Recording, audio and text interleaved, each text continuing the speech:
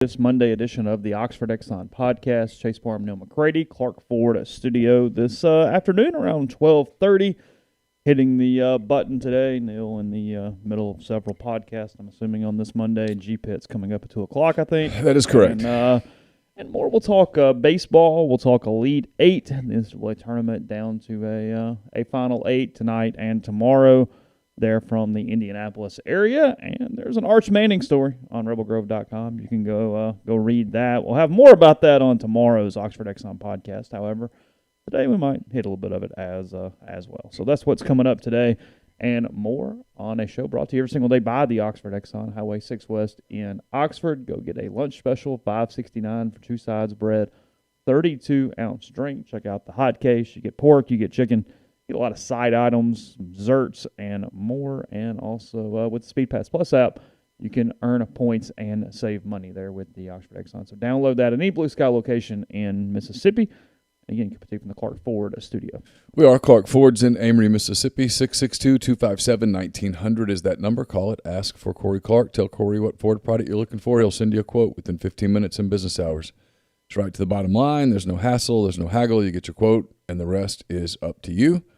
You can shop that quote around, or you can do what I've done, what I recommend that you do, and that's hop into a Clark Ford today. 662-257-1900. Guest, join us on the Rafters Music and Food Hotline. Rafters Music and Food on the Square in Oxford. Be a great place this week to watch Elite Eight tonight, tomorrow night.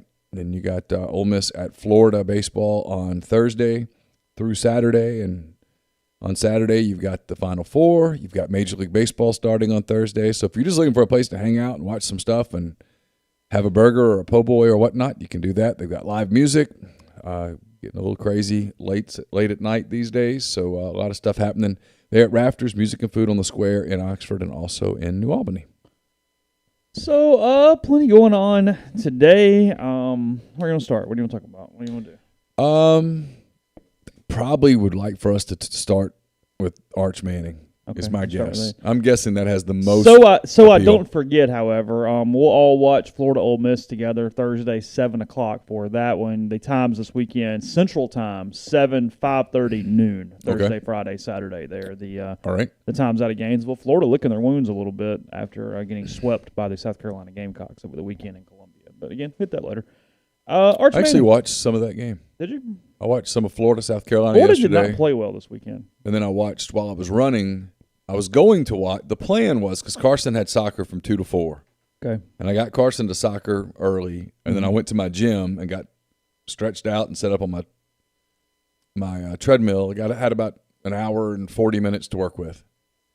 And the plan was I was going to watch Gonzaga and Creighton. Mm-hmm.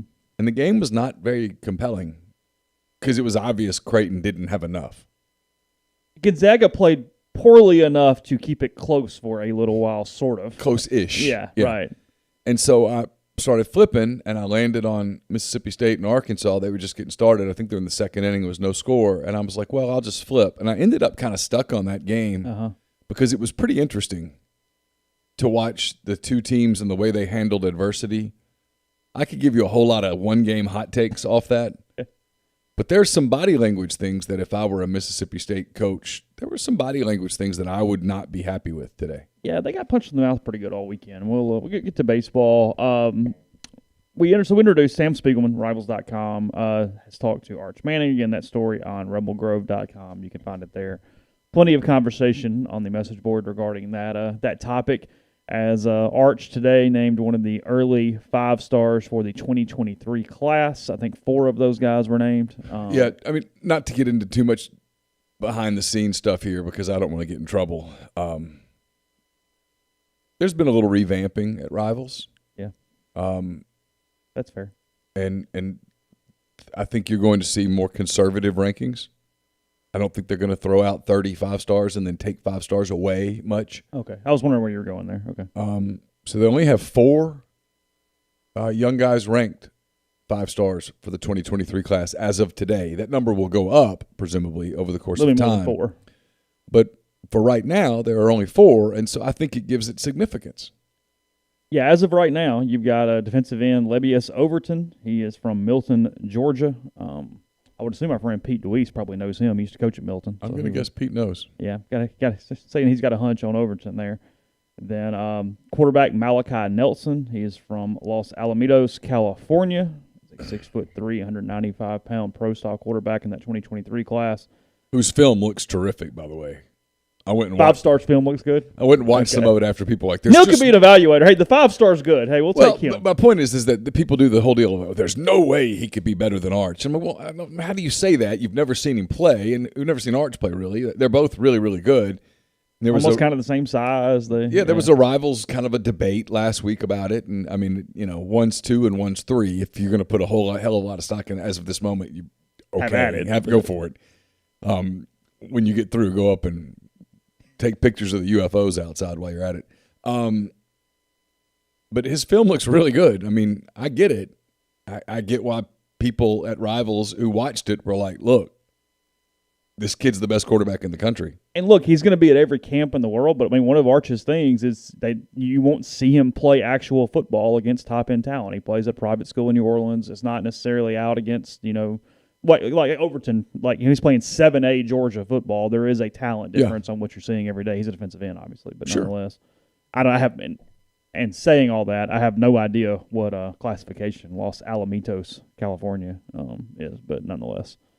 And then number 4, wide receiver, Brandon Ennis. He is from Miami Gardens, Florida, True Prep Academy, which, again, I will assume is kind of like IMG, but I don't know that. I think that's true. Is that true? I think that's right. It's a They're kind of like the new IMG. A little feeder kind of a deal, yeah. Oh, you think it's a feeder system? I think IMG is not just – if you're in the area and you can play football a little bit, sure, come use the facilities. It's all good. I will say, take whomever. I will say this. Newman isn't exactly limiting itself to the kids from the Garden District of New Orleans. You think so? No, I'm pretty sure. There's not a boundary issue there? I'm just going to let you know, no. Okay. Oh, this kid's from Thibodeau. How'd that happen? God, I wonder. Oh, he happens to be really good at football. You don't say. This isn't really about Newman, but just in general, like even in Mississippi, I name a couple. I do love when the private school just suddenly gets in the football business. Like it hadn't really been a thing before, and then now it's, sure, all right, yeah. Damnedest thing. Football scholarships, huh? Suddenly the 6 kids who migrate to Jackson Prep can play football. The son of a what a coinkydink. Okay, we're talking about him today. We'll talk about him tomorrow, and there's a reason. We got a story. You got a feature. At what point does this become a weekly conversation for us, do you believe, prior to February? Have you not listened to the Soft Verbal podcast? Okay. Touche. Okay. Look, I think when the year actually starts. Well, here's the thing. Quarterbacks go early. I think his year is basically starting. Oh, do you really? Yeah. Okay. I think by this time a year from now, there's a decent chance he's pulled the plug and is done. You think we're inside a year? Probably not, but possibly. Okay. I don't think he gets past next summer. I don't think he gets into his senior season. I don't think there's any way, based on what I've been told. Okay. And you've talked to people too. Yeah. I think he's narrowed it more than people think he has. And unless things change, I don't think we're talking about a big group of schools. Well, look, especially when you can go anywhere, it almost makes your decision easier in a way. You know the 2 or 3 places you probably are going to end up. I mean, we can release top 10s and finalist lists and stuff, but the people that do that, they're never considering all 10 schools, ever, to the point of actually going there. To the point of me telling Zach to quit running top 15 list. Well, because what happens with the kid that can go anywhere, it's either one of 2 things. So he's picking, take Ole Miss out of it. He's picking Alabama or Georgia and just going, hey, I'm picking the best football factory I can get into, and I'm going to choose one of these 2. Yeah. Or he's going, hey, well, I kind of like this environment or this, or maybe education is important. So, you've got kind of the niche recruit that goes, okay, I'm going to go to LSU or Virginia because Virginia does this for me, or, quarterback especially, something like that. And I didn't use the Virginia because of the Arch Manning thing, but just in general, they're not really going, well, you know what? I mean, Stanford's good, Wake Forest is good, Duke's good. Like, come on. Like you're not factoring 10 schools in at this point. No. So I think Arch Manning is considering 5 or fewer schools at this point. I can name 5 off the top of my head that I think he's giving some consideration to. And I might even go 6.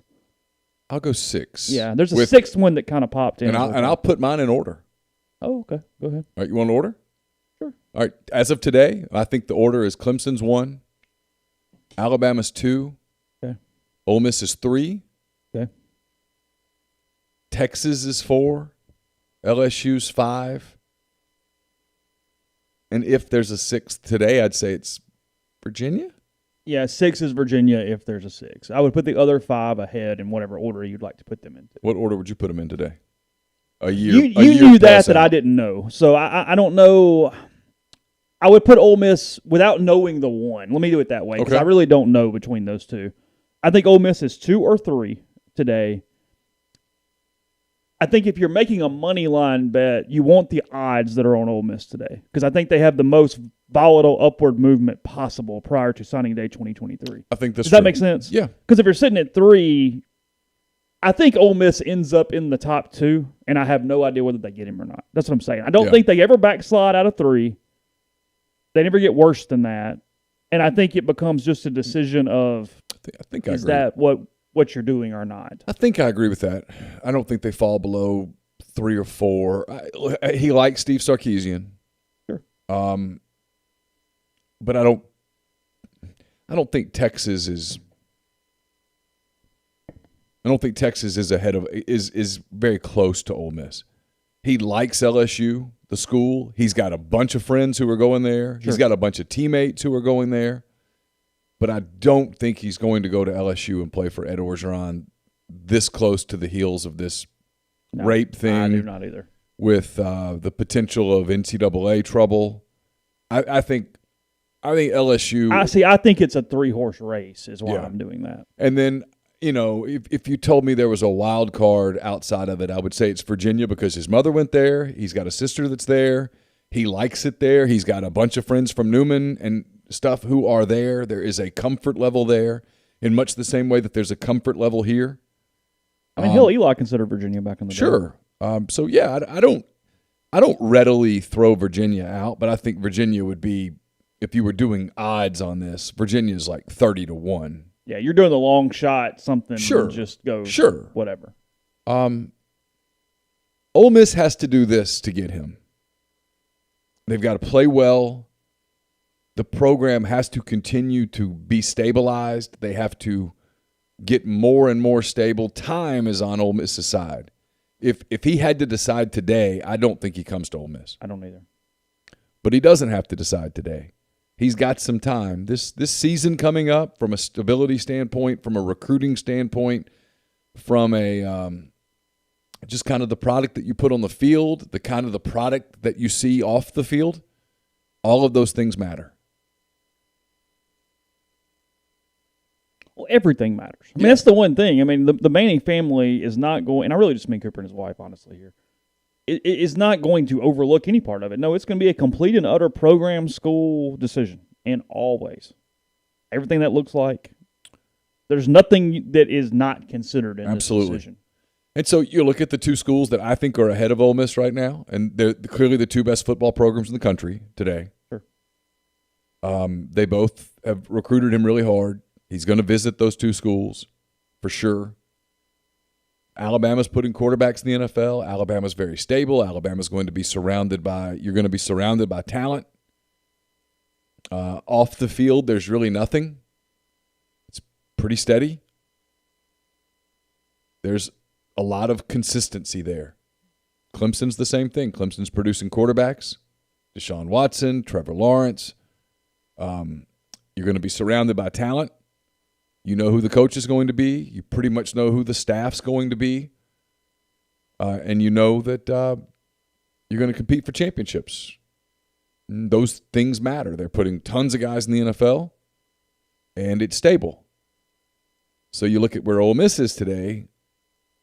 They're 1 year into what they hope is a stabilizing era. He put together, he being Kiffin, a really good recruiting class this past year. I think he's got to build on that from a perception standpoint. He obviously knows that Lane is a brilliant offensive mind, that Jeff Lebby's a brilliant offensive mind. They saw what Matt Corral did. I think it's – if you're cheering for Arch Manning to come to Ole Miss, you're obviously cheering for Matt Corral to have a special season. He's friends with Luke Altmaier. He's going to listen to Luke. He's going to talk to people. He's familiar with Ole Miss. They've got a place in Oxford, all that stuff. But look, anybody who thinks this isn't going to be a business decision, you don't pay attention to that family very much. This is going to be a business decision. This is a kid who thinks, we talk about perception and reality. Mm-hmm. He's a kid who thinks, and everyone around him thinks, is going to be a 15-year NFL player. He's not going to jeopardize that over his dad's love of a school. And his dad's not going to jeopardize his son's future over a love of a school. The people who think that's going to be a massive factor, I'm just telling you, I don't buy that. You might have heard differently. No. I think this is going to be a business decision, and I think Ole Miss is very much in it. But Ole Miss has about 12, probably to 15 months that they need to do a really, really good job. Continue to increase stability. Yep. If he was and I get it would have started earlier, but just for the sake of a hypothetical, if he was a 2022, I wouldn't give Ole Miss a very good chance at all. Agreed. Being a 2023, having another year, that's kind of what I meant. Is whatever percentage, and it's impossible to know this today unless you're Cooper or his wife or Arch, whatever percentage Ole Miss is in this thing, I do think it only goes up, but it's just a matter of time on how quickly and to what level as other things happen. Yeah, I agree. I mean, it's getting better. I think they can gain momentum and become a real force in it. Ole Miss had a lot of instability very recently. Got a few things they got to get through. I mean, sure. It is what it is. Sure. But yeah, there's time. You know, what happens if they win big and Kiffin's name starts popping up? How does that get handled? That kind of thing. Those are – It was a successor, yeah. Yeah, those kinds of things would come up. I think Nick Saban's age is an issue at Alabama. What happens at Alabama if you're 2 years in and Nick Saban is forced to retire? He wouldn't be the first person in his 70s whose health begins to decline. That's why I kind of think of those two programs, the one that's in the best shape is to land him, frankly, is Clemson, which is not what I was hearing months ago, which shows you that he was keeping it pretty close to the vest. He's just now starting to open up and talk about it. He's kind of on their cycles on the clock a little bit, so you'll – especially for quarterback. Yeah, I do think, like I said, I do think sometime between this time next year and next June 30th, he pulls the plug. Yeah, I'll probably buy that. Continue this conversation in a second. First, tell you about Community Mortgage, Oxford, Memphis, Soto County, and Chattanooga. All underwriting and processing is done in Memphis. You're getting local underwriting and understands your market, a leader in condo financing, the float down option, and more. You can find Jason at 662-234-2704 or JLOWE at communitymtg.com. Are you ready to play at M-Trade Park? Registration has started for both youth baseball and softball with the Oxford Park Commission. Cost to play both sports is $50 a player. Leagues available for 5 to 14 in softball, 5 to 17 in baseball.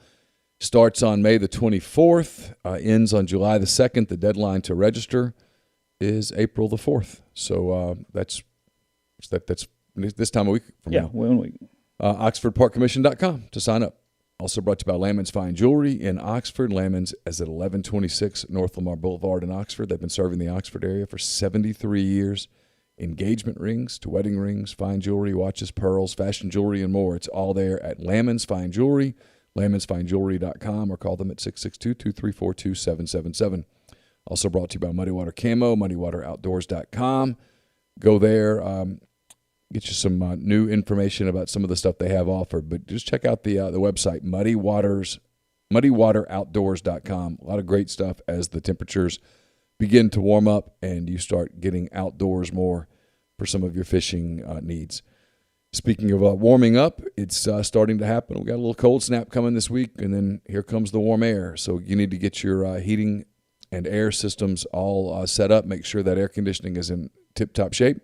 Comer Heating and Air can take care of that. They have more than 50 years of professional HVAC experience in Oxford, Tupelo, and the surrounding area. It's 662-801-1777. We mentioned the Soft Verbal. It's brought to you by the College Corner. It's your one-stop Rebel Shop with 2 locations in the Jackson area and Ridgeland. It's next to Fleet Feet and Flowwood. It's next to Half Shell. If you don't live in Jackson, it's not a problem. You can visit collegecornerstore.com. Plus, you can find them on Facebook and Instagram. They have the largest selection of Rebel gear in central Mississippi. And we're brought to you by Pinnacle Trust. Pinnacle Trust, based in Madison, Mississippi. They've got clients in more than 20 states, advisors in multiple states as well.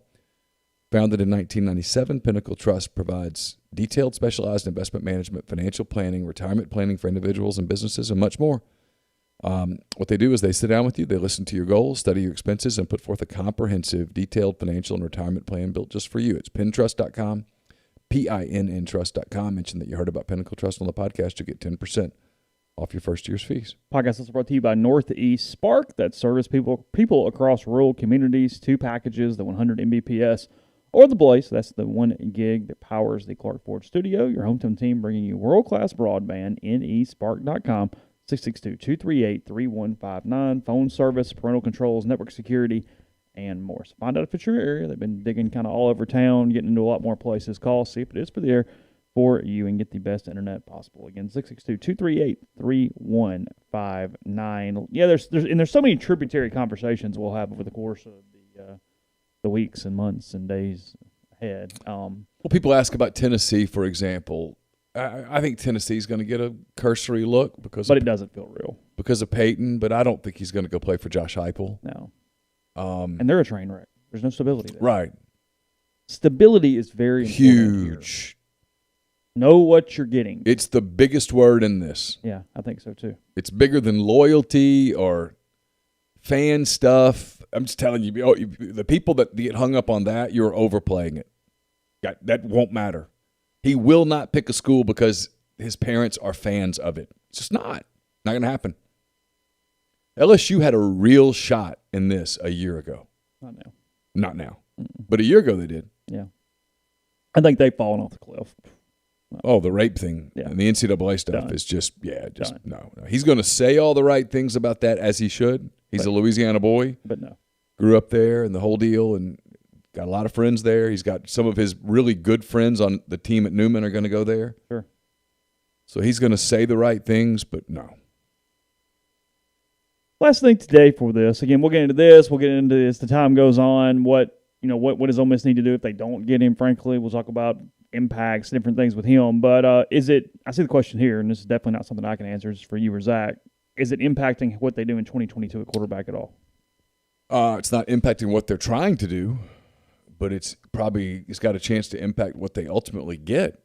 Mm-hmm. If you're a 2022 quarterback, you look over there and you kind of wonder, right? Mm-hmm. They just signed Altmaier. Now you're going to potentially behind me is going to be Arch Manning. Sure, but no. I mean, they're going to try to go sign a quarterback in this class. It's not going to – they could go out and sign the number – I don't even know who the number one quarterback is in the 20. It will not impact Arch Manning's decision. No, it's not going to impact his decision at all. Yeah. Alabama just signed Simpson. That's not going to stop him from going to Alabama. Clemson's going to go sign a quarterback because that's what Clemson does. It's not going to stop him from signing with Clemson. No. It might impact Ole Miss. Here's what Ole Miss has to have. If you're not going to get him, you need him to get out of the way quickly, so that you can go get the next 2023 kid. Right. You don't want it to go on and on and on, and then you come up empty. Well, you can't. No, that's how you stop momentum. That's how it doesn't work. You have to go get a quarterback this class, and then you go get a quarterback in that class, and if it's Arch Manning, great, and if it's not, you got to go get the next guy. Mm-hmm. And you got to get one in 2024, and that's how you do this. You keep signing quarterbacks. You don't do what Ole Miss has done in the past, which is have voids all over your freaking roster that you got to go fill through transfers and stuff like that, because a lot of times that gets hard to pull off. Yeah, you need a clear plan of what you're doing and what it looks like and who your options are. Yeah. Know your options and okay, that's our guys, and one of them is going to be the quarterback, and we'll, have some depth, whatever it does look like. You said you watched a lot of baseball over the course of the week. Ole Miss up to 6-0 in the SEC, sweeping Auburn and Alabama. Really taking care of the Capstone State there. They first 6-0 start since 1969. Nick Suss pointed out it's their first time to sweep back-to-back SEC weekends since 1964. For some reason in 69 they played Tennessee in a midweek game 2 weeks prior to league play beginning. Okay. It was 1969. I don't know. All right. Who knows? Beats me. Yeah, I don't know why, how, whatever, what difference that makes, but nonetheless. It gets harder now, though. Florida up first in Gainesville, a Gators team that swept A&M over the course of the first weekend, kind of dominated the series, but still had some pitching issues, had a lot of pitching issues against Carolina. They've got it surprises me a little bit because everybody's back for the most part. Right now, they look like prospect more than player a little bit at Florida. They've got a lot of guys that are go really high up the draft board, but they're not really throwing strikes. They're not locating. Everything's not developed at this point for the Gators on the mound, and that's behind Tommy Mace, who's been there like 14 years, but otherwise it's a struggle right now for the Gators. They didn't necessarily get outclassed, but they didn't play well enough to win. They kept making mistakes and giving Carolina plenty of opportunities over the weekend in Columbia. Yeah, frequently. You've watched Florida a lot more than I have. I watched them, I guess, a couple of times over the weekend. They're fine right now. Got some players. This is a league where everybody has players, though. Yeah. Who plays well. So you have some players who play well, who are good. Well, yeah, this is the SEC. Yeah. I mean, I watched 2 of the Mississippi State-Arkansas games. They both have players. I mean, but, Ole Miss has players. Alabama has a couple players. Yeah. I mean, the kid who hit the home run late. Mm-hmm. He's like a baseman. He's a hell of a good player now. That little swings. He had as good of a swing as I saw all weekend, and I saw some pretty good left-handed hitters. Yeah.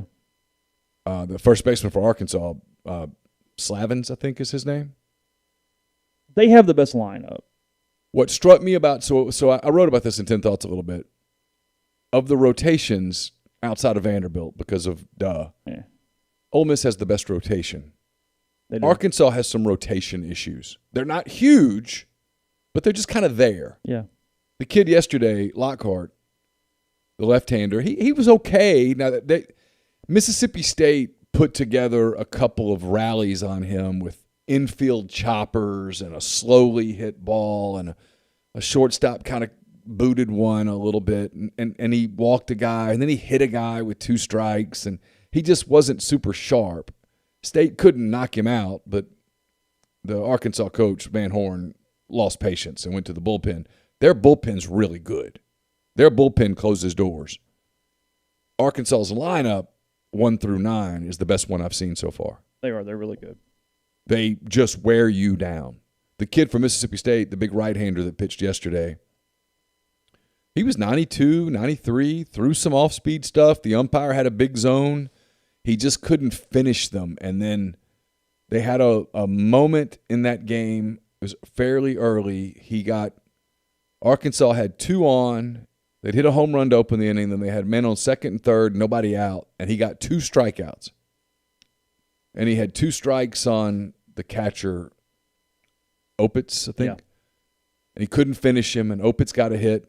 And then another guy came up and wrapped one into the alley, and that's what they do. They get one good at-bat after another, Arkansas does. If you made me rank teams, and I haven't seen enough of Vanderbilt as a team to know what Vanderbilt does in a really close 1-1 game where a starter matches lighter, and you get to the 8th inning, and now we get into bullpens and lineups. I don't know.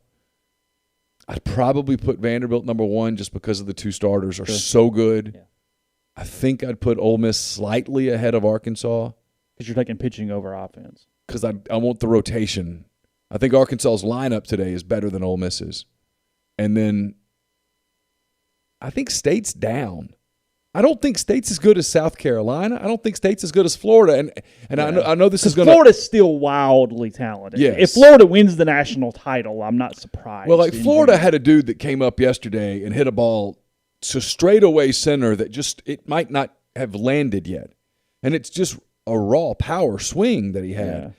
Yeah. I didn't see that out of State consistently. And so I know this will upset a certain sports writer in Starkville, and I'll get accused of all sorts of fandom things, and I think I just got through breaking down teams where I think I was pretty objective about it. If I were a Mississippi State fan today, I'd be a little concerned. Not that my team's not good, because my team is good. I'd be a little concerned that my team's not as good as the teams that are up at the top. And you just went 0-3. Just got popped at home. You got popped at home pretty good by an Arkansas team that never really had to break a sweat to do it. I mean, State, the schedule's favorable to as much as a West schedule can be, but State's sitting there 2-4 right now in the league. I mean, it's early, plenty of time, 24 games left in the conference. But no, they have some lineup issues. State does not. They're scrappy, but they don't have a ton of talent 1 through 9 in their lineup. Right. They have lots of good pitching. McLeod potentially on Friday is phenomenal. Obviously, Landon Sims has had a hell of a year to this point in the bullpen, but they just have guys that kind of are susceptible. I don't know. They get the ball up, and there's a couple of home runs. Arkansas hit the ball at the ballpark all weekend long.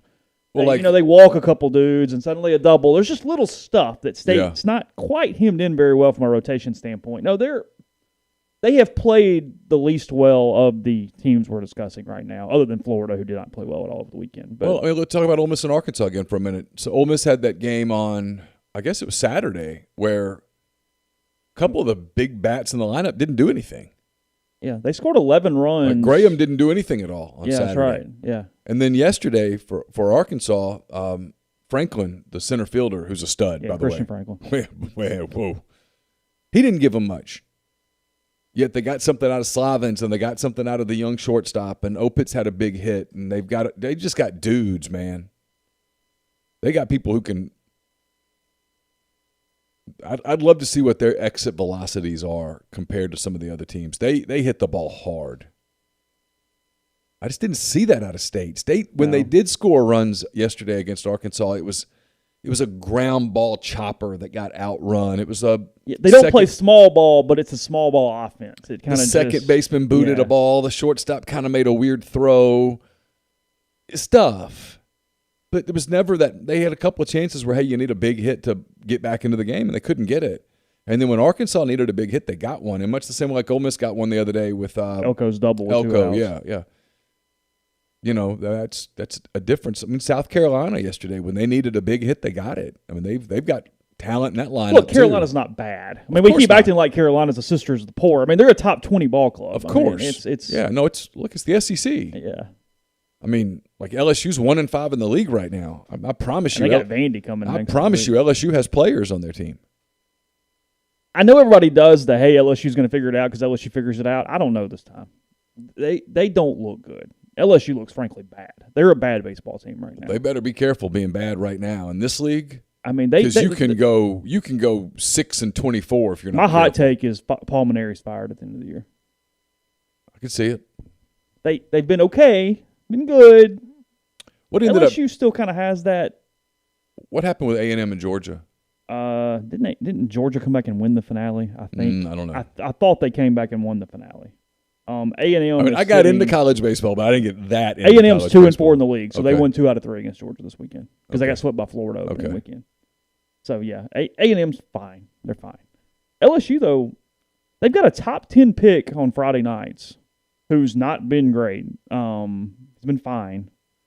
Rob Friedman says he has the best changeup in college baseball. It's very, very good. He's a hell of a prospect. Okay, but he's not doing it yet. I mean, and he's getting matched up on Friday with these other dudes that are pretty damn good too. I mean, that's the catch here. Even when you're trying to beat Vanderbilt on a Friday, it's going to be a tough hoe. But, I mean, go throw a one-hitter. Go throw a two-hitter. Go throw a shutout. Allow one to run. You know what I mean? So you're saying when Kumar's on the other side that you're going to have to be really good? Yeah, I am. That's analysis. That's boy. Vandy's going to lose a Friday night game this season. You didn't go to journalism school for nothing, Chase. I was almost a lawyer. I'm really doing a lot of analysis here. Vandy's going to lose a Friday night game at some point because somebody beats them 2-1. Yeah. They're going to run a ball out of the ballpark, and Hoagland or somebody's going to that's what it's going to throw take. a gem, and because Vandy doesn't hit a ton. I mean, they can at some point, Leiter's going to give up a hit on a Saturday. I mean, I don't know. Well, he only has 2 career SEC starts. They've both gone pretty well to this point. He hasn't given up a hit yet in the league, but he does have. But at some point this year, someone's going to get a single off of him. They are. But you look at LSU, get swept at Tennessee. They've got Landon Marceau on Saturdays. He was supposed to be like the second coming as a freshman, and he's been fine. But he's nothing more than maybe a top half Saturday starter. He's nothing crazy. I'd rather have Nikhazy than him on Saturday. And their lineup has got dudes you know. I mean, Taylor Dugay's back again. I mean, Drew Bianco. They've got guys, but there's not a ton of danger in there. There's nobody that's overly scaring you. And they appear to have defensive issues. They've got guys playing out of place. I mean, with all respect to Drew, he plays center field some the other night. I mean, that's not something you would anticipate with with LSU. You didn't do that at Oxford High School very much. Yeah, I watched that long 14-inning game against UTSA, I guess, last whatever, and Drew was in center for LSU. And then it can cave on you so quickly because let me run this by you here. LSU's 1-5 in the league. Again, coming off a sweep to Tennessee. Tennessee's good. They're good. That's all as far as I'm going, but they're good. That guy's done a really good job there. He's Tony Vitello has done a hell of a job. There's done a really good job. But they're going to be no better than 2-9 after this weekend. They play Vanderbilt. Vanderbilt's going to win 2 if they're against LSU this weekend. I feel pretty confident by that, barring Jalen Hill throwing some gem or something crazy happening. But look, when you're 1-5, you don't want the black and gold in the other dugout going, "Hey, we got to fix it this week." Well, it might be a minute. Is that in Baton Rouge? It's in Baton Rouge. But, I mean, they've been very susceptible there. It has not really made much of a difference. No, if anything, it's going to fire Kumar and them up to go pitch down there. Well, and because of the records right now, Kentucky's probably feeling pretty good about itself. Are they good? No. They've played 2 crap teams, and they've won their series, but credit to them. Sure. They've done it. Of course. LSU goes to Kentucky. By God, they better get 3. Well, they're not going to get 3 there. Well, that's my point. They might be out of this thing before it even matters because after that, Carolina, Ole Miss, Arkansas, 3 in a row. I mean, you could literally be 4 and I know, that's what I said. 15 or something before you turn around. You can go 6 and 24 if you're not careful in this league. No joke. You don't play well, you lose. Yeah. And nobody's going to hand you one very often. So Well, there aren't many gimmies to go get. Yeah. Missouri, unless you play Missouri. Yeah, that's it. They suck. Well, that's it, though. In terms of gimmies, just pure hand it to me. Mm-hmm. That's it. The league has separated more than maybe I expected to this point. There are definitely tiers they've already kind of put themselves in after 2 weeks. Well, I've got a theory on that. Okay, go ahead. If teams at the top are really good, like teams that have legitimate Omaha-type teams, the bulk of the league can't compete with that. Because no matter how much someone tells you a league is awesome, our league is phenomenal. Okay. When someone tells me their league is great top to bottom, I'm always like, so what are you saying is there's no bad team? Because I'm cool with that. But if you're going to tell me that everybody is an elite team, no, that never happens. So it's not going to happen now. But I do think there might be 4 legitimate teams, 3 for sure, that look like Omaha teams. And I've done this a while. I mean, I'll belittle myself about college baseball, but I covered enough college baseball to sort of know. You know it when you see it. Okay. And Vanderbilt, Arkansas, and Ole Miss all passed that eye test. They all look like teams that if the baseball gods came down and told me today those teams are in Omaha, I'm like, okay, yeah, I get it. And I think it's 5. I'm throwing Florida and State in too. That if they play their B plus A minus game and don't do anything overly stupid, they can run through a postseason and get to Omaha. That's how I'm going to kind of rate it. Now, look, could Tennessee get hot and get a draw? Sure. Carolina, sure. I mean, LSU, sure. I mean, anything's possible. Not LSU. Well, they have 2 pitchers. You give 2 pitchers, you can make anything work. That's why I say that. But, yeah, I think you're right. Here's what's happening, though. It's the bottom half that maybe is worse than we thought. I mean, there's not much middle right now to me. There's these 6 teams that if you told me they're Omaha, I'd go, yeah, sure. And then in the middle's kind of Georgia's fine, like them well enough. Tennessee's sitting there just doing this. Carolina's kind of doing this. I don't really know what to do with them yet. But you look at it, Auburn's a bad baseball team right now, a really bad baseball team. Now they're banged up. Jack Owen's been hurt. Richard Fitz has been hurt. Greenhill did not look like himself at all against Kentucky on Friday or Thursday or whatever day that was for them. Alabama's not very good. I mean, they're fine, but fine is as far as I'm going really for Alabama. Missouri is awful. Kentucky's not very good, and A&M's down. Yeah. That's a lot of the freaking league that's just kind of meh. They got some dudes, but everybody's got dudes. I wouldn't do anything with them. Any of those teams making some sort of even super regional run would shock me and blow me away a little bit. Well, look, you can recover from a bad start, but you better start the 3rd weekend. And we're there. Because you don't have much time after that. You dig yourself a 2-7 hole. I don't know that you. The math doesn't play out. I don't know that the teams are bad enough for you to climb out.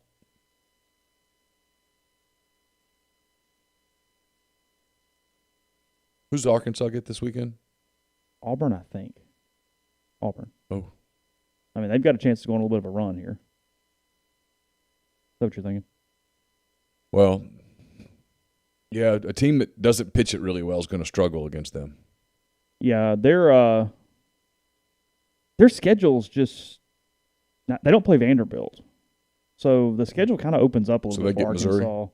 They don't have Missouri either. State plays Missouri. So Arkansas's remaining schedule: Auburn, Ole Miss, A&M, Carolina in Columbia though. Yeah. LSU in Baton Rouge. Okay. Georgia at Tennessee, Florida. Gotcha. So it's manageable. It's not as bad as it could be because the star is not on your schedule. Yeah. The little engine that could. Yeah. State plays Vandy, but they get Missouri. Yeah. And now the way State hits, they better buckle up against Vanderbilt. They got another 0-3 coming their way. I know. That's what I'm saying. I mean, because look, if you told me some team put some stupid SEC record up there, it's Vanderbilt, and they just found a way to go 6-4 on Sundays. And the other two don't lose but 2 or 3 times, and they go 22-8 or some crap. And sure, you go, all right, sure. Because I mean, if somebody told you right now Rocker and Leiter go 8-2 in the league, you'd go, eh. I'd ask where the 2 came. Shut up. Shut up. No, they could go 8-2 in the league, sure. They both go 8-2. That's 16-4. Yeah. 6-4 is 24-6. Yeah. No, if you told me a team 22-8. Sorry. Yeah, if you told me a team just destroyed it, I'd say it's them because of those 2 guys. Yeah. I don't see how anybody else gets over 20 for damn sure.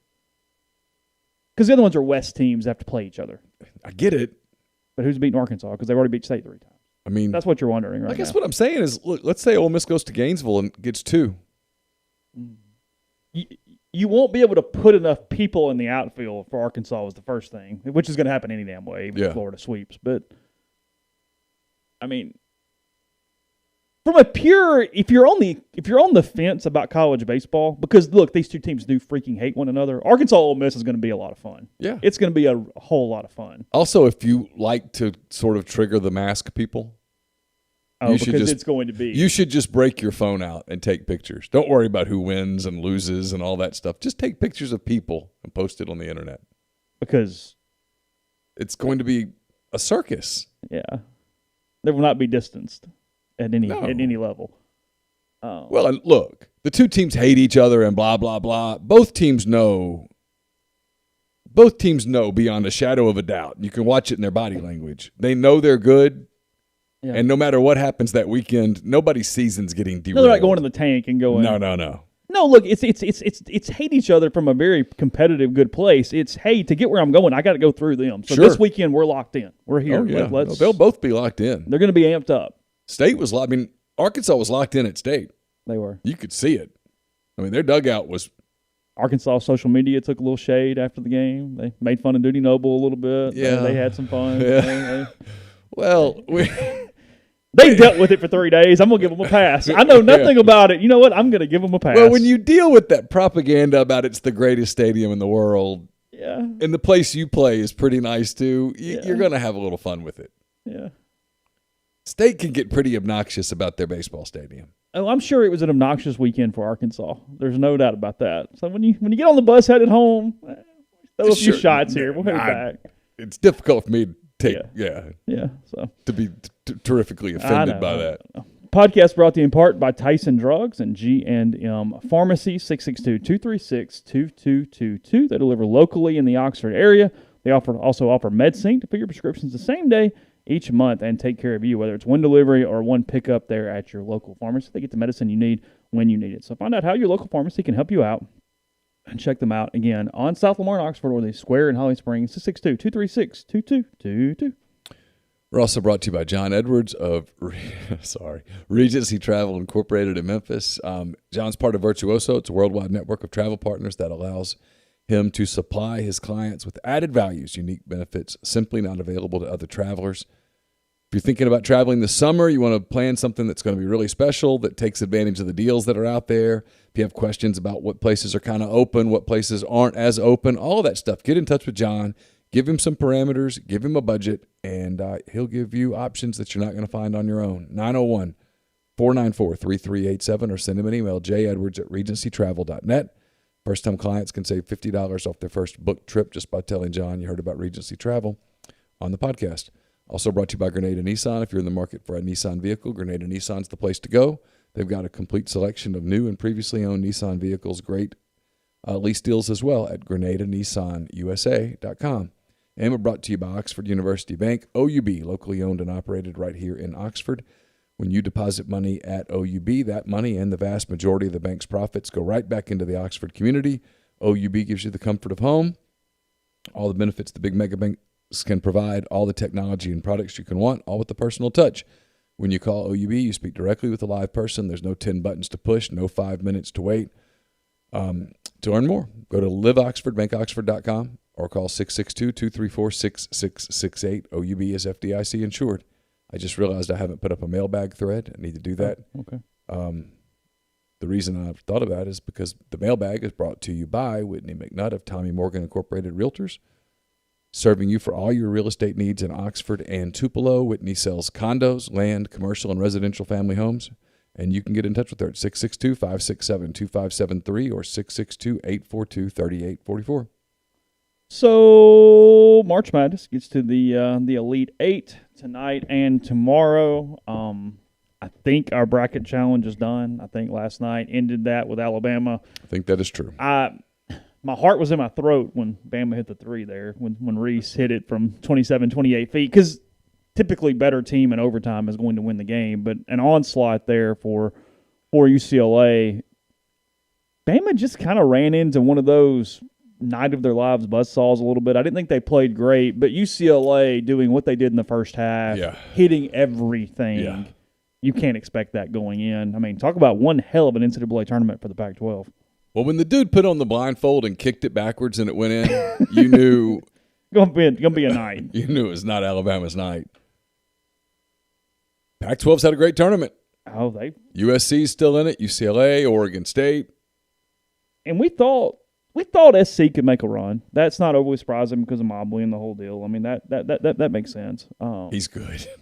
He's all right. Yeah, no, he's got me going. Finishing second in that lottery wouldn't be so bad. So, and the Thunder finally taking this tanking thing seriously. It took them. They losing now? Took them a little while, but we're fine. Well, we're just not playing anybody. Horford's not going to play anymore. Okay. Shai Gilgeous-Alexander has a foot injury. You don't believe that? No, and I'm good with that. He doesn't need to play because when he plays, they win. They accidentally win. So, of the 8, how many can win the national title? Okay, we'll go through it. Oregon State's against Houston today, and either one. I don't think either one. That's a 12 seed against a 2 seed. Houston's had a hell of a year. Arkansas and Baylor. Baylor can win the national Baylor title. Could win it. Now, Baylor's come to handful with Arkansas. Here's what you get. Here's Arkansas's deal. They've flirted with disaster twice now. They probably should have lost to Oral Roberts. Didn't. And so you can look at that one of two ways. Like they're either completely out of gas and the end is coming, or they haven't played well yet and they've survived and they've got a good game coming and they'll need a good one to beat Baylor. If they play really well, this will be a really fun game. When is that? That's tonight. That's tonight. It's like at 9 o'clock. Oh, it's late. Yeah. Ooh, okay. I didn't make it all for USC and Oregon, did you? How much of that did you catch? First 10 minutes. That little? I was tired. Yeah, I don't know that I saw a ton more than that either, but something along those lines. So Baylor can win the title for sure. Yeah. Tomorrow night, SC and Gonzaga. I mean, obviously Gonzaga's the best team in the country. I know what you're saying. If SC beats Gonzaga, they can win it. All of a sudden, well, sure. I mean, it's wide open. What would make you say, well, they can't win it? They're 2 wins away, and they've got an elite player, and Gonzaga's out because they beat them. But yeah, and Michigan can win it. Yeah, absolutely. Yeah, they're good, no doubt. And they're missing a dude. I know. They did that to a Leonard Hamilton team. Castleton would have really helped them. Oh, yeah, for sure. I mean, no, they're legit. They're fine anyway. Don't get me wrong. They're legit. Because there was a moment where Florida State tried to hit the gas yesterday, or whenever that was yesterday. Yeah, it was yesterday. And I guess they cut it to like 9. And you thought, okay, they get a bucket and you get a stop and maybe. And Michigan just put their foot on their throat. And you look up and that thing was like 19. And you went, oh my God. They really defend well. They kind of half court. They are hell. They kind of have Juwan Howard's personality, and I mean that in a very positive way. Yeah, yeah. And then you've got good players. I mean, look, Wagner's an NBA player, and They play with relentlessness, especially in the half court. If you can't force them into an up and down game, it's rough. And they're big. They're physical. Mm-hmm. They've got some depth. They're well coached. They've kind of got the whole deal. They're going to overwhelm UCLA. You know who's on his bench, right? Juwan Howard's bench? No. Phil Martell. Is it really? Yeah. So that tells you that see, to me, when I see a young coach, I mean, look, I know Juwan is a basketball genius, and he's been playing forever, but his NBA career went on and on for a long time. And then he was a part of the Heat for a long time in their organization.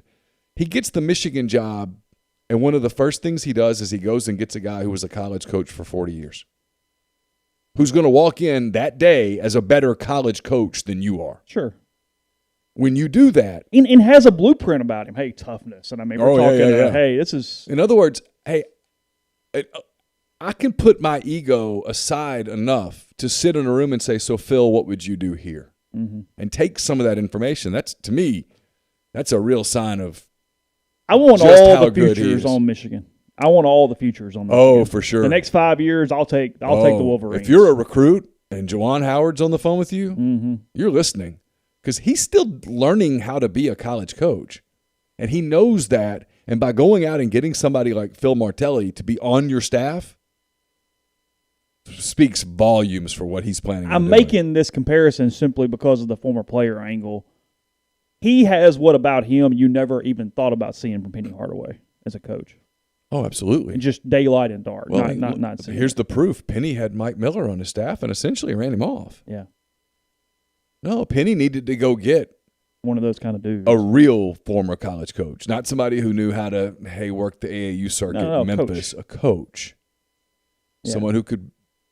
Someone who could be hand-raised guy. Because I'm gonna guess, I could be wrong, I'm gonna guess there's been a moment where Martelli has listened to Howard talk about a specific game plan or whatever and say, I don't think that's good enough.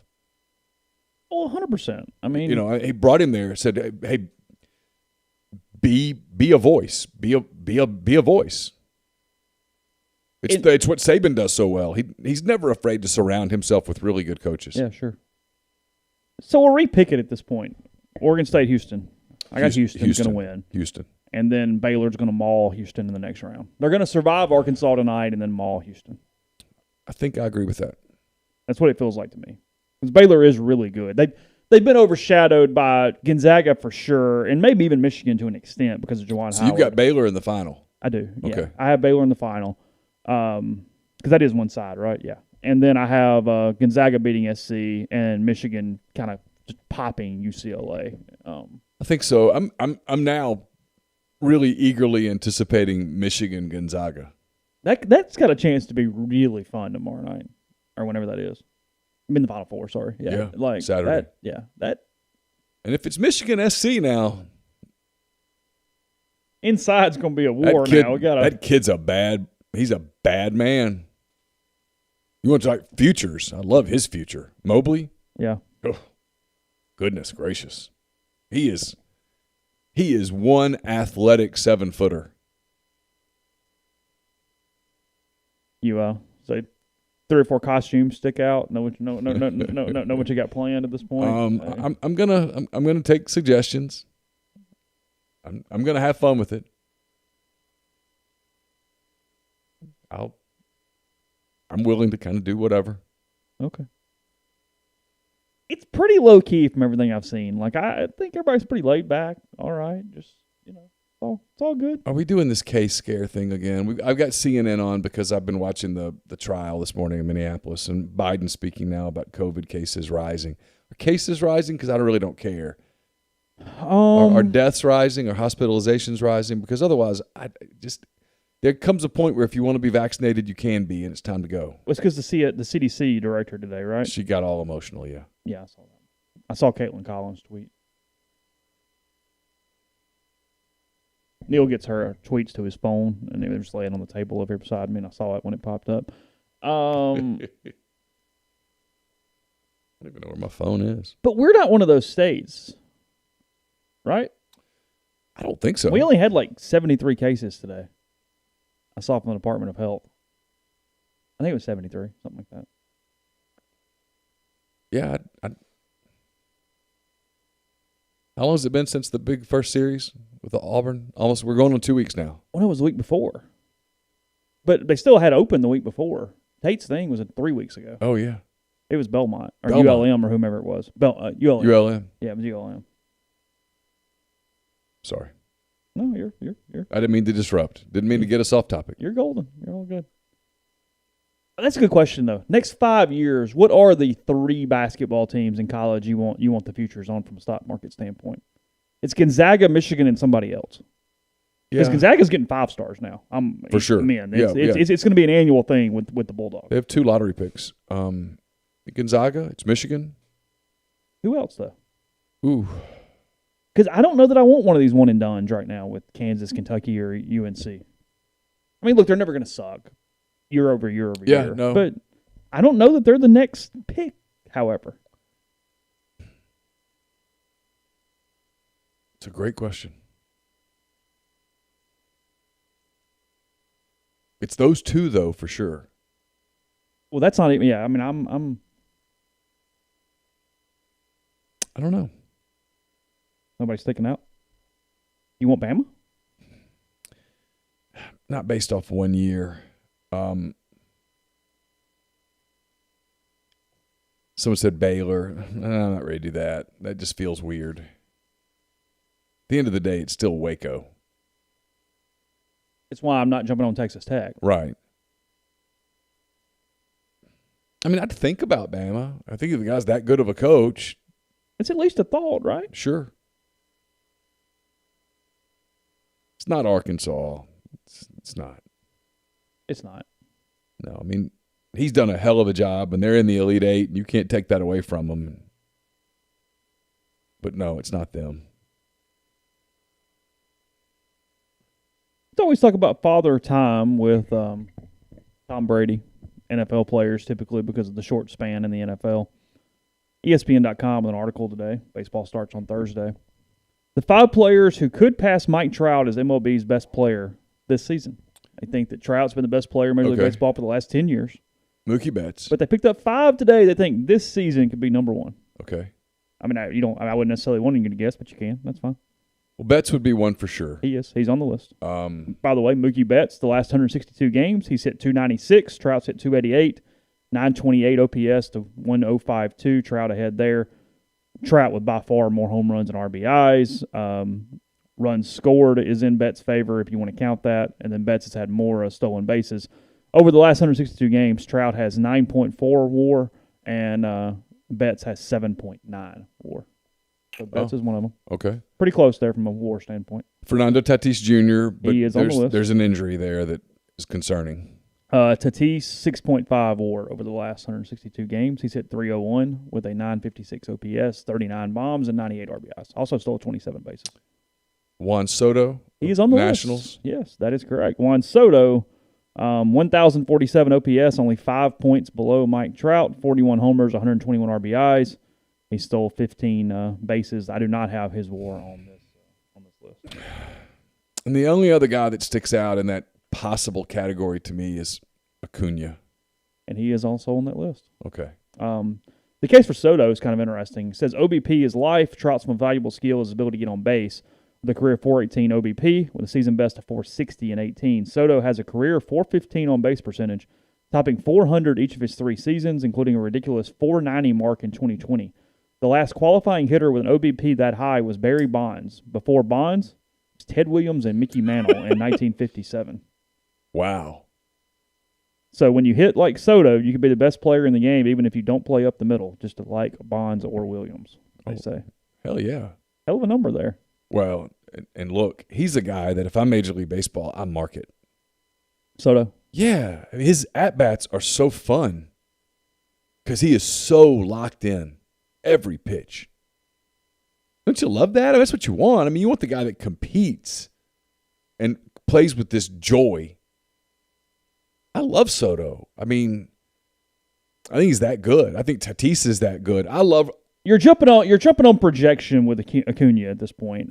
He's only got 3 seasons under his belt. Well, 6.8 WAR over the last 162 games, 47 home runs, 107 RBIs, Also stole 43 bases. I mean, he's five Yeah. tool as five tool gets Yeah. with him. Their case with him says putting it all together after 3 seasons, which for him would give him an unrivaled array of standout numbers. With Christian Pache taking over in center field, Acuna won't have to bounce between positions as much. Over the last 3 years, he's put up better defensive numbers than Mookie Betts as a right fielder on a prorated basis. He's one of the few rare talents who might well lead the league in both homers and steals this season. In fact, assuming his bad luck BABIP from last season bounces back, he should get on base more often for a 40-40 season in a lineup of an elite team with Gold Glove defensive metrics. He is baseball's next 10-WAR player, and is at the age of 23. Might sit at that level for more than a decade.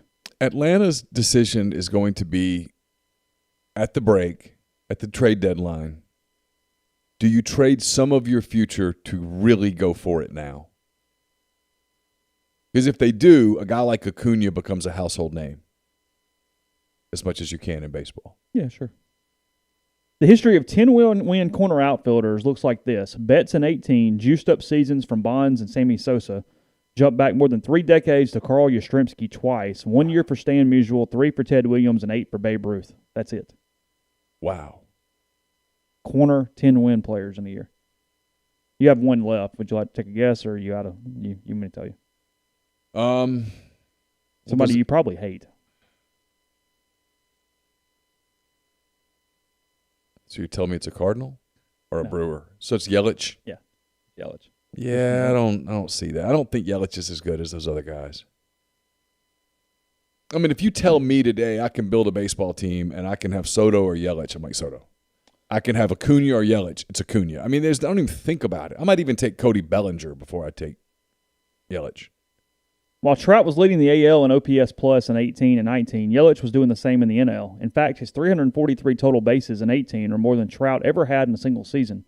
Throw in 2 batting titles and 52 stolen bases over the last 2 years, and Yelich is outpacing everyone in the running, including Trout.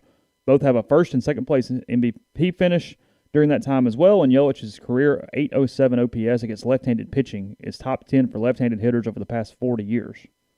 Now the only thing we have to do is win the debate is throw out 2020. If you can't do that, then how else can you explain Javier Baez, JD Martinez, Jose Altuve, and a host of other players who all stunk in the shortened season last year should not impact this debate?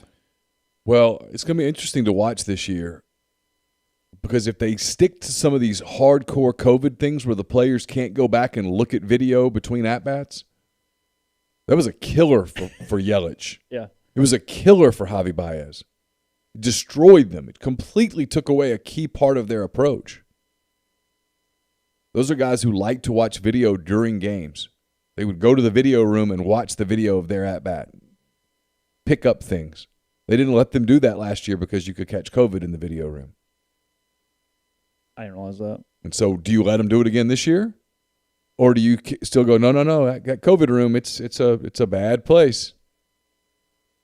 It was devastating to a lot of hitters. Francisco Lindor was affected by that. Mm-hmm. There were a lot of guys that were.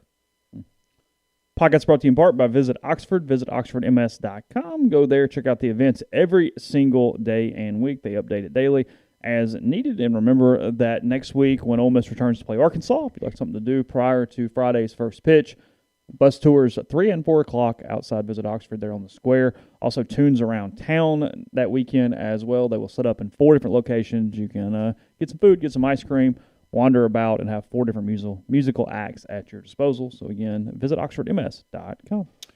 Also brought to you by Bain, Moss & Bowen, located in historic downtown Corinth. Their firm practices a wider range of law, from DUI defense to car wrecks to representing government entities. Only firm in Mississippi made up of a sitting state legislator, a former assistant district attorney, and a former circuit court judge. You can tap into all that experience by visiting them at 618 East Waldron Street in Corinth or by calling them at 662-287-1620. Also brought to you by Alpha Specialties, located at 1670 Highway 80 in Pearl, Mississippi. It's your trailer-specific professional. If you want to haul it, they can call it. Alpha's the premium trailer dealership in Mississippi. They've got Load Trail. It's the premium brand trailer, highest quality utility equipment, dump, and gooseneck trailer. I don't know where I got Gump from. Being built today. They also have load trailers. They come with an industry-leading 3-year warranty, 2 years of roadside assistance. They've got Hallmark cargo trailers, one of the most quality cargo trailers on the market today. Perfect for hauling goods to markets and shows, ATVs to deer camps, hauling race cars, and more. To learn more about Alpha, go to alphaofms.com. Give them a call, 601-932-9798. Blue Delta Jeans, they make the best fitting, most comfortable jeans in the world because they are uniquely tailored for you and only you. Raw denim jeans, custom fit and hand-tailored in Tupelo, Mississippi. One size fits one at bluedeltajeans.com. Double Decker may not be happening in Oxford this spring, but Blue Delta is happy to present the Blue Delta's Blues Alley on April 23rd and 24th. It's the weekend of the LSU home baseball series in the Grove Bowl. Friday night, Joe Austin and the Tallahatchies will play from 4 to 6. 6 to 8 will be Grammy Award-nominated Jimmy Duck Holmes, the proprietor of Blue Front Cafe, the oldest surviving juke joint in Mississippi. Joe Austin and the Tallahatchies will be back on Saturday from 2 to 6 for an afternoon of music, so come out to the Blue Delta studio, have a good time celebrating Oxford. Rebel Grove listeners can redeem 10% off using Rebel Grove in the Oxford studio. And we're brought to you by The Rogue. They'll be sponsoring our watch party on Thursday night. It's your destination for fine men's clothing. Their stylists hand-select pieces from top designers, from work to lifestyle to nightlife. There's the perfect something for everyone. The Rogue has all the best items. Peter Millar, Martin Dingman, Halsey, Jack Victor, Duckhead, True Grit, and more. 4450 I-55 North in Jackson or at therogue.com. And we're brought to you by Joey Erickson, Heron Gear Chevrolet. Let Joey help you find the vehicle you're looking for at prices you can afford. Choose from a full selection of new Chevy vehicles or get a great deal on numerous brands of reliable pre-owned vehicles. Give Joey a call or text on his cell at 662-571-2367 and tell him what you're looking for. Or stop by 1685 High Street in Jackson to test drive that new or used vehicle you've been wanting. Let him earn your business. And please make sure you tell him you heard about this ad on the Oxford Exxon podcast or the Soft Verbal. With any purchased vehicle, mention one of those podcasts, get a $50 gas card. Where's Rizzo with the Cubs right now? What are they doing? You just want to hurt me today? I'm just curious. I have no idea. I mean, do you expect him to re-sign? I don't know that I'm in an emotional position to talk about this.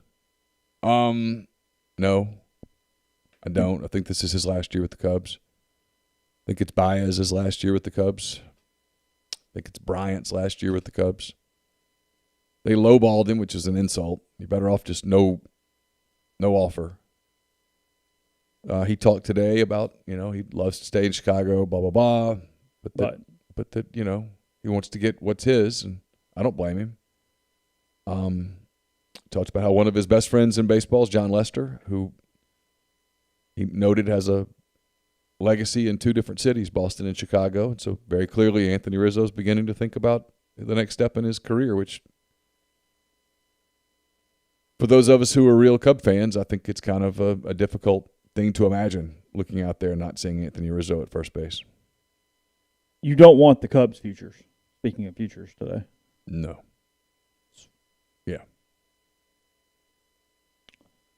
Just think of Vanderbilt wanting to spend $300 million on some facility upgrades. How much? $300 million. That's a start.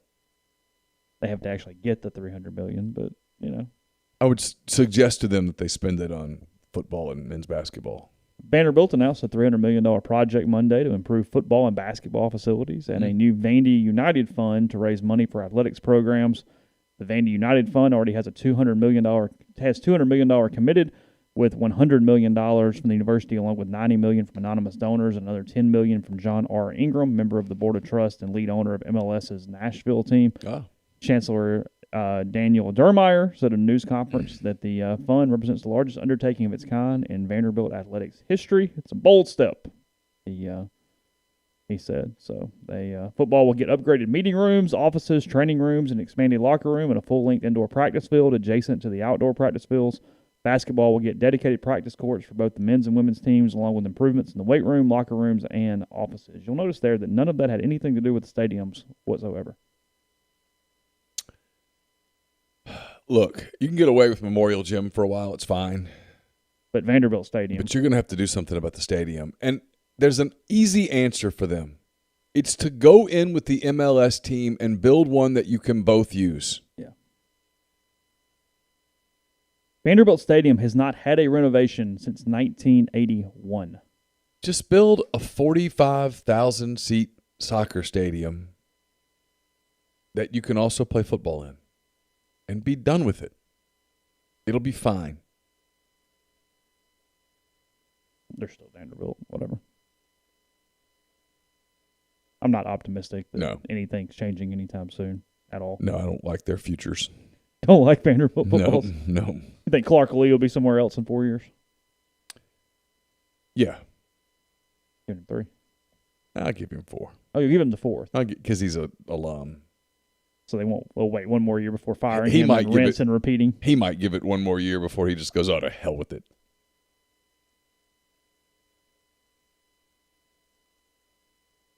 You really killed the mood on this show with the Cubs talk. I'm just gonna knock it out a little bit? I mean, you ever been to my son's room? I haven't seen it in a long time. How many Rizzo paraphernalia items are there in there? Well, there's a giant Rizzo jersey hanging in there. There's a signed Chris Bryant photo framed in there. That era is well represented. Yeah, those are his people. Yeah. I mean, hey, you say something nasty about Javi Baez and let me see you get out of the house. I mean, if Javi goes 0 for 4 with 4 strikeouts and I say, man, he's had a bad day, he'll tell me, did you see the 2 fouls? Oh. I mean, there's no, we're total spin on Javi. The allegiance is well defined at this point.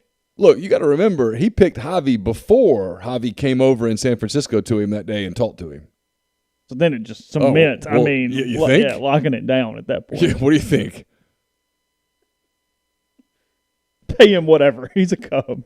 The all-star shortstop walks over to talk to you. Yeah, you're in for a while. Yeah.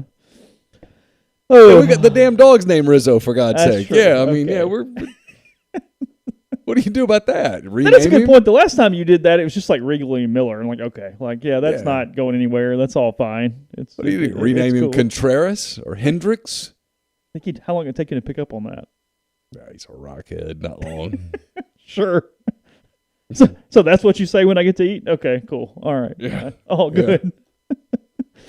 In last thing here, but in true Iowa fashion, the couple who own a massive Interstate 80 travel center in eastern Iowa have donated $10 million to fund the Iowa football program and other athletics projects, the school announced on Monday. So truck stops pay, apparently. The Will and Renee Moon Excellence Fund will endow the football head coaching position in perpetuity, and Kirk Ferentz and those who follow him will hold the formal title of Moon Family Head Football Coach. They have capitalism at work here. They have sold out the name of the head football coach. It's actually genius. Pretty good idea. Like he gives a damn. Check clear? All right, Cool. Call it whatever you want to. And yes, there's money in the truck stops. I don't know if you've seen all the Love's paraphernalia. Whoever owns Buc-ee's is doing just fine. Just great. Yeah. Yeah, 3 components. $5 million for the endowment fund will support the football program, $3 million to support football and other athletics initiatives as determined, and $2 million for the revitalization of Kinnick Stadium's north end zone seating and concourse. They opened the Iowa 80 truck stop in the 1960s near Walcott, now called World's Largest Truck Stop. The travel center has 8 restaurants, a gift shop, convenience store, movie theater, museum, and other features. What the hell does this thing look like? I don't know. My God. I'd like to go see it. I know, now I'm in. Where is it? Walcott, Iowa. Yeah, I gotta go check that out. World's largest truck stop. Yeah, Ferentz says after we became better acquainted with Will and Renee, it's become very clear they embody a true spirit of generosity. Their commitment in making this gift in the midst of a pandemic is a remarkable commitment to their belief in our programs and student athletes. Yeah, when you got acquainted with them, Kirk, I'm sure it was just awesome. For $10 million, I'll tell anybody anything they want to hear. Yeah, it's Iowa80truckstop.com. How about that?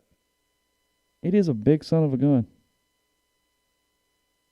Yeah, anyway. All right, you learn something new every day. They have likened it to a trucker's Disneyland. That is on their website there on the, How about the front page. Yeah. Truckers, Jamboree, Museum, Service, Shop, Eat, and and more. I might bookmark this for Yeah, tomorrow. I'm pretty intrigued now. I got to go to a Hawkeye game. Got to make that There's happen. so much here. Yeah.